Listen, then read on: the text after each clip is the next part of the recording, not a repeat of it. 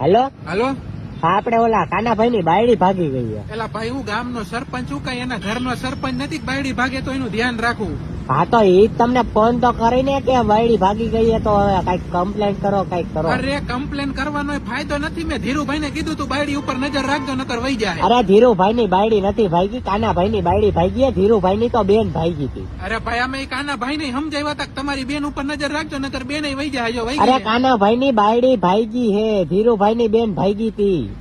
એટલે કાનાભાઈ ની બેન ભાગી એક બાયડી ભાગી હે. બાયડી ઠીક. હા કાનાભાઈ ની બાયડી ભાગી હે અને ધીરુભાઈ ની બેન ભાગી છે. ધીરુભાઈ ની બેન ભાગી હે. તો એમાં હા. તમારું શું હે?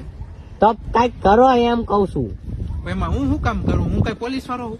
તમે પોલીસ વાળા નથી તો પોલીસ વાળામાં કઈક કમ્પ્લેન તો કરી શકો ને, કઈક અરજી લખી શકો, કઈક કરી તો શકો ને. પણ સરપંચ જો તમે ગામ ના. એટલે હું સરપંચ છું કા? હા અરે તમને ખબર હે ને મને થોડી ભૂલવાની આદત છે. થોડીક હવે દાદા હવે દવા પીતા જાવ યાર, દવા બવા નથી લીધી. સરપંચ જો તમે યાર ગામ ના યાર, હાવ કેમ ના હવે આવું કરો?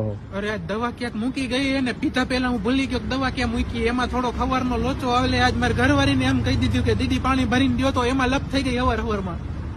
હા તો તમે કઈક કરો હવે. આમ આમ અમારા સરપંચ આવી રીતે ભૂલતા અરે પણ જાય. આ જો એક કામ કરો તમે, હાંજે મારા ઘરે આવો, આપણે બે થઈને એને કરશનભાઈ ના ઘરે જઈને એની બાયડી ગોતી આવશે.